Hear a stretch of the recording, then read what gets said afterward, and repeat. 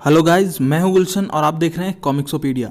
कहते हैं एक अच्छे सुपर हीरो को सुपर हीरो एक अच्छा सुपर विलन बनाता है। कॉमिक्स यूनिवर्स के सबसे डेंजरस विलन्स में से एक है जोकर, और आज हम स्टार्ट करने जा रहे हैं बैटमैन और जोकर की सबसे पॉपुलर और सबसे best graphic novel the killing joke. अब क्योंकि ये बस एक सिंगल ग्राफिक नॉवल है तो ये 2 से 3 एपिसोड में फिनिश हो जाएगी। ये कॉमिक्स बाकी दूसरे से यूनिक है और आपको इसे समझने के लिए थोड़ा एक्टिव रहना होगा। वैसे तो बैटमैन के यूनिवर्स में आने वाले फेमस कैरेक्टर्स को मोस्ट ऑफ द फैंस जानते हैं, पर फिर भी मैं इंट्रोड्यूस करा देता हूँ। इस नॉवल में शो होने वाले हैं मेजर कैरेक्टर्स, जो है कमिश्नर गॉर्डन, जो कि गॉथम सिटी के पुलिस कमिश्नर हैं और जो मर्यादा, मॉरल्स और अपने कानून के पक्के हैं। दूसरी बारबरा गॉर्डन, जो कि जिम गॉर्डन की बेटी है और कभी कभी बैटगर्ल बन के बैटमैन की हेल्प करती है गॉथम के क्रिमिनल से लड़ने में। तीसरे एल्फ्रेड पेनीवर्थ, जो कि ब्रूस वेन एके बैटमैन का बटलर है।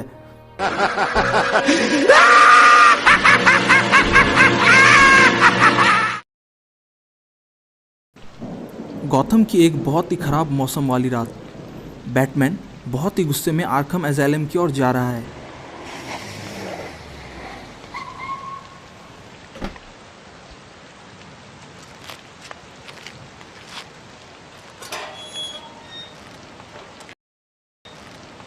बैटमैन को ऐसी हालत में देख कमिश्नर गॉर्डन अपनी कॉफ़ी को छोड़ बैटमैन के पीछे जाते हैं और हमें Harvey Dent aka two face वहीं एक सेल में दिखता है।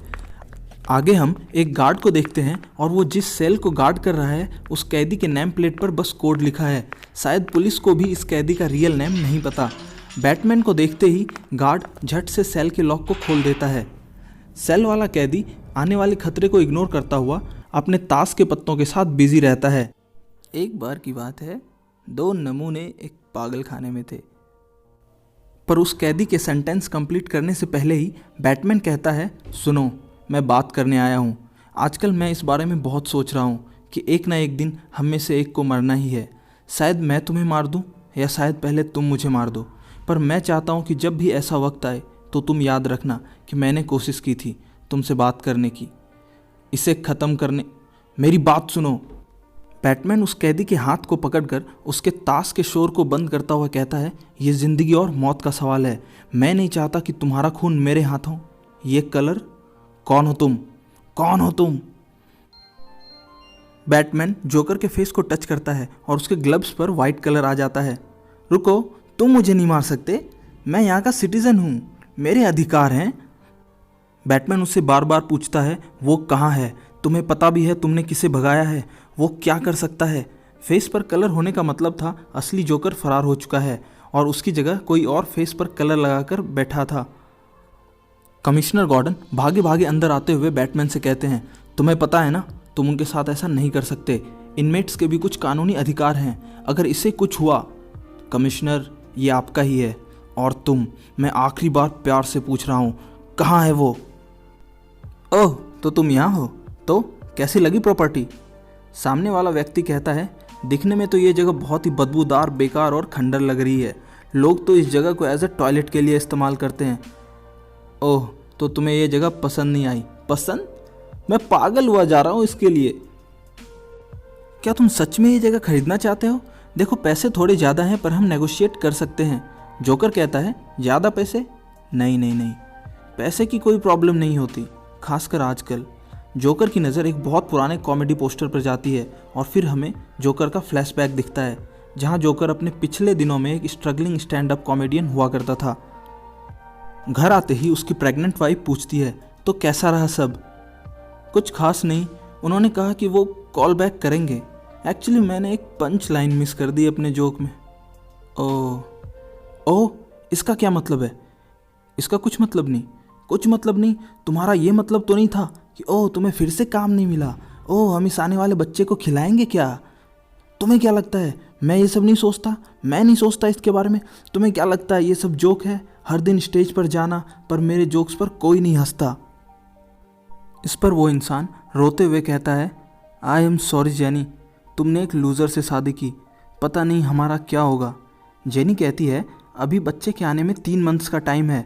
शायद हमारी रूम ऑनर हम पर दया करके अभी हमसे किराया ना मांगे। वो औरत मुझे पसंद नहीं करती।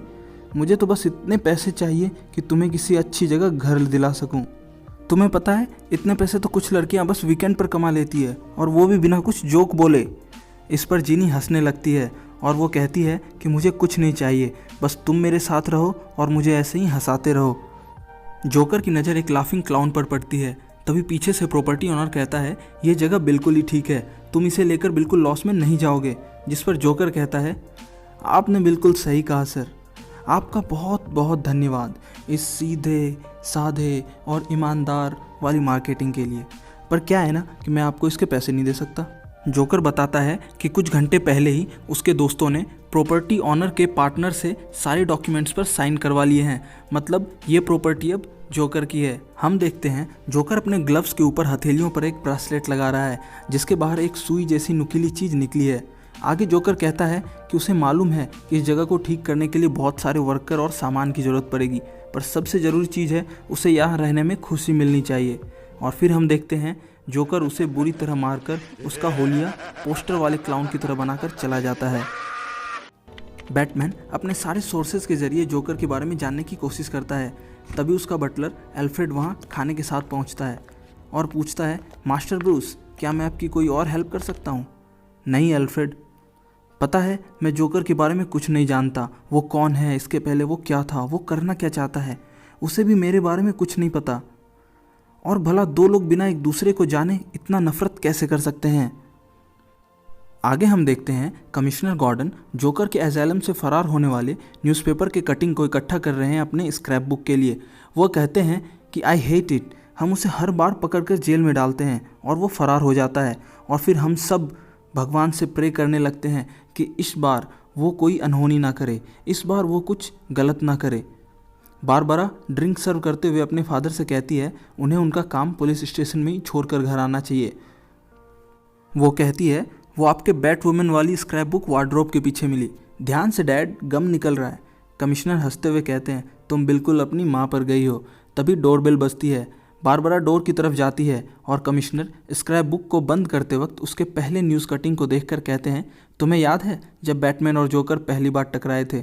बारबरा कहती है, मुझे याद है, कैसे आपने उसके हरे बाल और सफ़ेद चेहरे के बारे में मुझे बताया था जब मैं एक छोटी बच्ची थी। गॉर्डन कहते हैं, मुझे लगा तुम्हें वो इंटरेस्टिंग लगा। बारबरा लॉक खोलते हुए कहती है, हाँ कुछ इंटरेस्टिंग, पर भयानक सपने आए तो थे मुझे उसके कारण से। और लॉक खुलते ही सामने जोकर दिखता है जो अजीब से अतरंगी कपड़ों में है और उसके गले में एक कैमरा है, और वो अपनी गन निकालता है और बारबरा को सोचने से पहले ही शूट कर देता है।